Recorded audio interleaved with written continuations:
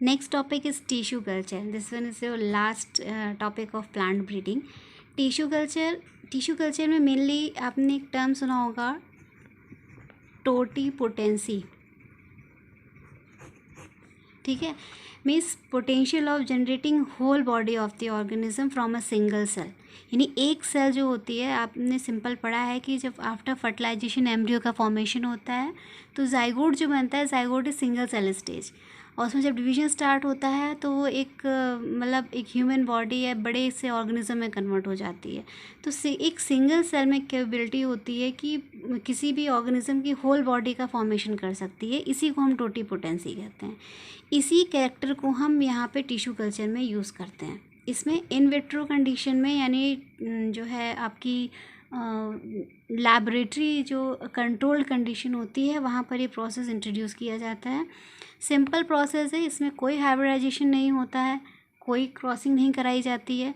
कोई भी vegetative part हम लेते हैं, जैसे सपोज उसका स्टेम लिया है, रूट लिया है, लीफ ले सकते हैं, कोई भी वेजिटेटिव पार्ट हम लेते हैं, उस पार्ट को मेनली वो पार्ट मेरिस्टेमेटिक होना चाहिए.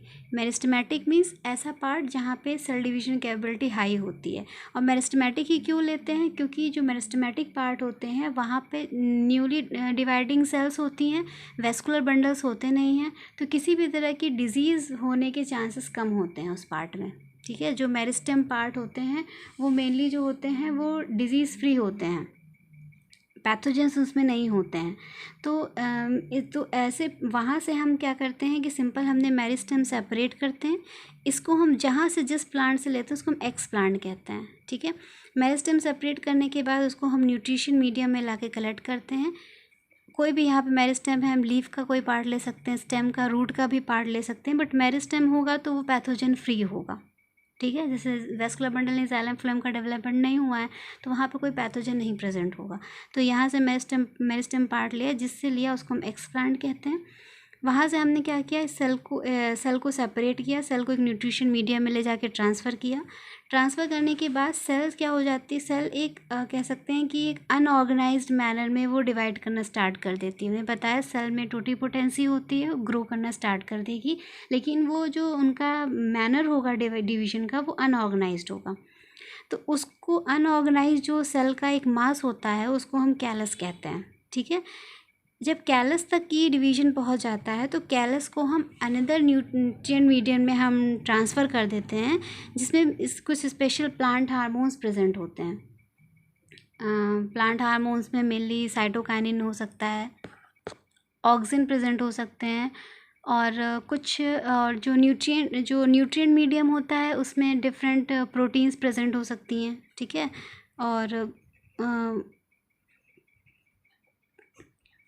विटामिन्स हो सकते हैं, सॉल्ट्स हो सकते हैं, इनऑर्गेनिक सॉल्ट्स हो सकते हैं, और कुछ बाकी पता है कि प्लांट्स हार्मोन में ऑक्सिन है, साइटोकाइनिन से ये सब प्रेजेंट होते हैं. ठीक है, तो मेनली जो एक्स प्लांट है जो हमने लिया है, एक्स प्लांट से जो हमने निकाला है टिश्यू, मेरिस्टेम सेपरेट किया है, उसको हमने पहले न्यूट्रिशन मीडियम में रखा. वहाँ पे सेल जो डिवीजन स्टार्ट हो गया, एक अनऑर्गेनाइज्ड एक मास बन गया, उसको हमने कैलस कहा. ठीक है, सेल डिवाइड हो गई, सेल अनऑर्गेनाइज सेल डिवीजन हो रहा है अभी यहाँ पे, तो उसको हम कैलस कहेंगे. कैलस को हमने एक न्यूट्रिएंट मीडियम में ट्रांसफ़र किया, जिसमें प्लांट हार्मोन्स और कुछ ग्रोथ रेगुलेटिंग फैक्टर्स भी प्रेजेंट थे. तो ये जो पीस ऑफ कैलस है ये धीरे धीरे प्लांटलेट यानी स्मॉल प्लांट में कन्वर्ट हो जाता है. फिर इस प्लांटलेट को ले जाके हम फार्मर फील्ड में लगा देते हैं. ठीक है, तो इस तरीके से ये जो प्रोसेस है ये हमारा टिश्यू कल्चर होता है. Means it is a technique, definition, it is a technique in which we grow in vitro condition में या सेप्टिक कंडीशन में, आर्टिफिशियल मीडियम में हम क्या करते हैं, सेल टिश्यू को एक मेंटेन्ड एनवायरमेंटल कंडीशन में हम ग्रो करवाते हैं. ठीक है, तो ये जो कॉन्सेप्ट ये दिया था, ये हैबरलैंड साइंटिस्ट थे, इन्होंने दिया था. This is the simple process of tissue culture, कि किसी भी पार्ट का टिश्यू हमने लिया है, टिश्यू को सिंपली हमने न्यूट्रिशन मीडियम प्रोवाइड किया, वहाँ पे सेल डिवाइड कोई पार्ट हमने सेपरेट कर लिया, सपोज 2-3 सेल्स हमने यहाँ से निकाली और उसको सेपरेट कर लिया. सेपरेट करने के बाद ये सेल्स जो है इनको न्यूट्रिशन मीडियम में रखा, जहाँ पे सेल ने डिवीजन स्टार्ट कर दिया. इस डिवीजन को हमने कैलस कहा। कैलस का किसी पार्ट को हमने एक अलग मीडियम में फिर से ट्रांसफ़र किया जहाँ पर डिफरेंट प्लांट हार्मोन थे, कई सारे न्यूट्रिएंट प्रेजेंट थे, जैसे विटामिन्स हैं, प्रोटीन्स हैं, ऑर्गेनिक सॉल्ट्स हैं, सुक्रोज हैं, ये सब प्रेजेंट थे। प्लांट हार्मोन्स प्रेजेंट थे, ऑक्सिन एंड साइटोकाइनेंस। तो ये प्रेजेंट थे। इसके प्रेजेंट होने की वजह से इस प्लांट की प्रॉपर ग्रोथ हुई, इस पार्ट की प्रॉपर ग्रोथ हुई और ये स्मॉल प्लांट स्ट्रक्चर में कन्वर्ट हो गया। इसको हमने प्लांटलेट कहा। अब इस प्लांटलेट को हम ले जाके फील्ड में ग्रो करा सकते हैं। ठीक है, तो यहाँ पर हमने क्या किया, कोई पॉलन ग्रेन नहीं लिया, कोई आपका मेल फीमेल पार्ट नहीं हुआ, कोई क्रॉसिंग नहीं हुई। ठीक है, और सिंपली हमें जो है नई वेराइटीज़ ऑब्टेन हो गई। ओके इसमें जो प्लांट प्रोड्यूस किए जाते हैं, अब एक चीज़ और कि यहाँ जो प्लांट मिल रहे हैं हमें पेरेंट्स की तरह ही मिलेंगे। क्यों? क्योंकि यहाँ पर कोई हाइब्रिडाइजेशन नहीं हो रहा है, सिंपल कॉपी हो रही है। हमने यहाँ से सेल लिया और उसको कॉपी करा के नया प्लांट बना लिया। ठीक है, उन्हीं सेल को लेंगे जिनमें टोटीपोटेंसी होगी, यानी उनमें एबिलिटी होगी हर तरह की सेल में कन्वर्ट होने की, उन्हीं सेल को हम यहाँ से लेंगे। तो टोटीपोटेंसी जिन सेल्स में होगी वहाँ से हमने सेल को लिया, सेपरेट किया और नया प्लांट डेवलप किया। लेकिन ये जो प्लांट्स डेवलप हो रहे हैं ये हमारे पेरेंट्स प्लांट के आइडेंटिकल होते हैं। ठीक है, वो जेनेटिकली आइडेंटिकल होंगे, यानी ये जितने भी प्लांट्स यहाँ प्रोड्यूस होंगे ये जेनेटिकली जो हमारा एक्स प्लांट है उसके आइडेंटिकल होगा। तो इसीलिए इन्हें हम सोमा क्लोन्स कहते हैं। ठीक है, यानी ऐसी वैरायटीज़ जो भी प्रोड्यूस हो रही है during the culture is genetically identical, so it is called as somaclones. Okay, one more term, micropropagation. Tissue culture को हम माइक्रो प्रोपागेशन क्यों कहते हैं? क्योंकि डिफरेंट जो मेथड्स हैं, जैसे हम हॉर्टिकल्चर ले लें और फ्लोरिकल्चर ले लें। ठीक है, तो हॉर्टिकल्चर और जो आपका फ्लोरिकल्चर का जो कॉन्सेप्ट है, इसमें मेनली हम क्या करते हैं कि जो भी हमारे प्लांट्स होते हैं उनमें हम प्लांट्स को हम ग्रो कराते हैं। जैसे ऐसे समझिए, जैसे हॉर्टिकल्चर है तो हॉर्टिकल्चर में हम एडिबल या जो ऑर्नामेंट प्लांट्स होते हैं उनको ग्रो कराते हैं। ठीक है, फ्लोरिकल्चर मेनली फ्लावर जो फॉर्मिंग होती है, इसमें फ्लावर प्रोड्यूस किए जाते हैं, फ्लावर की खेती होती है, वो वाला प्रोसेस है। तो हम टिश्यू कल्चर को अप्लाई करते हैं।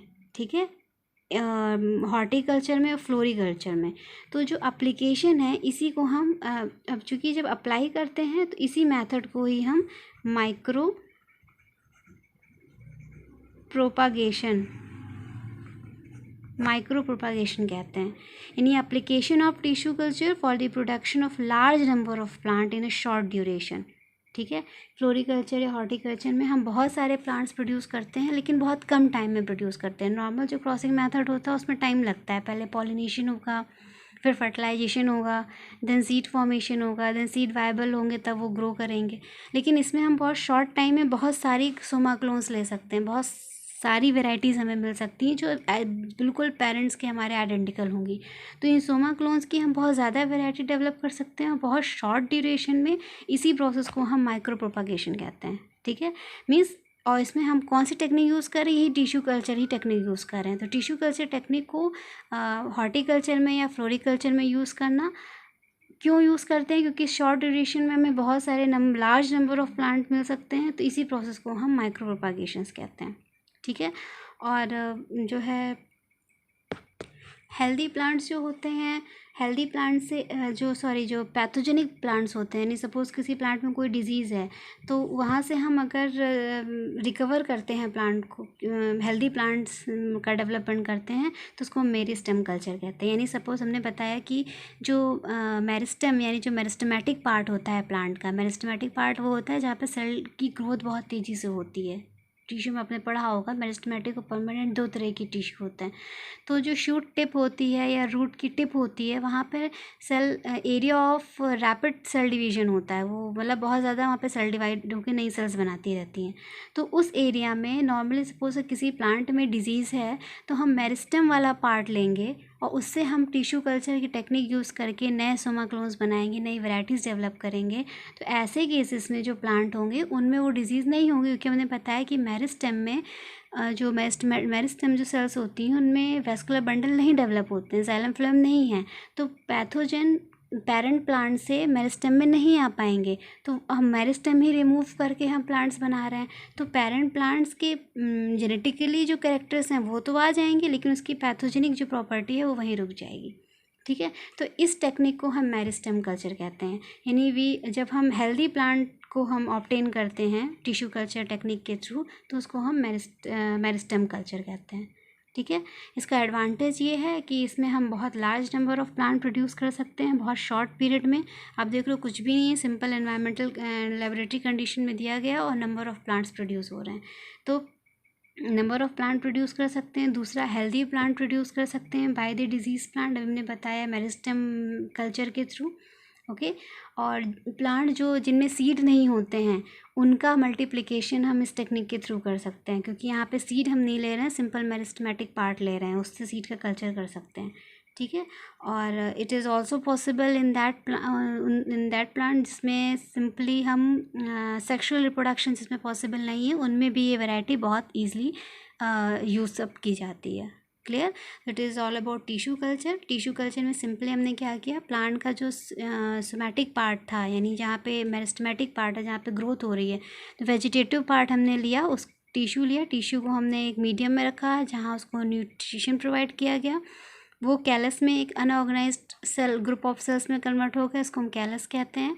कैलस को फिर हमने न्यूट्रिशन मीडियम में ट्रांसफ़र किया जिसमें हार्मोन्स प्रेजेंट थे, उसके बाद वो प्लांट में कन्वर्ट हो गया। ये जो प्लांट बनेगा ये जेनेटिकली पेरेंट प्लांट के आइडेंटिकल है, तो इसलिए इसको सोमा क्लोन्स कहते हैं। ओके, इसी टिश्यू कल्चर से हम कम टाइम में बहुत ज़्यादा अमाउंट में प्लांट्स प्रोड्यूस कर सकते हैं, तो इस प्रोसेस को हम माइक्रो प्रोपागेशन कहते हैं। ठीक है, जो इसमें डिज़ायर्ड वैरायटी होती है वो आइडेंटिकल होती है पेरेंट के, तो उनको हम सोमा क्लोन्स कहते हैं। और अगर मेनली सब हमने बताया कि यहाँ से मेरिस्टेमेटिक पार्ट लेते हैं, तो मेरिस्टेमेटिक पार्ट में चूँकि जाइलम फ्लोएम नहीं होते हैं तो डिजीज़ वहाँ पे पैथोजन नहीं एंटर कर सकते। उस पार्ट को लेके अगर हम ग्रो कराते हैं और हेल्दी प्लांट ग्रो करते हैं, तो इस प्रोसेस को हम मेरिस्टेम कल्चर कहते हैं। Okay, it is all about tissue culture. Next ये टॉपिक आपका इसी के साथ प्लांट ब्रीडिंग का टॉपिक ख़त्म हो गया है। नेक्स्ट अब एनिमल हस्बेंड्री वाला टॉपिक आपका कंटिन्यू होगा। Okay, thank you.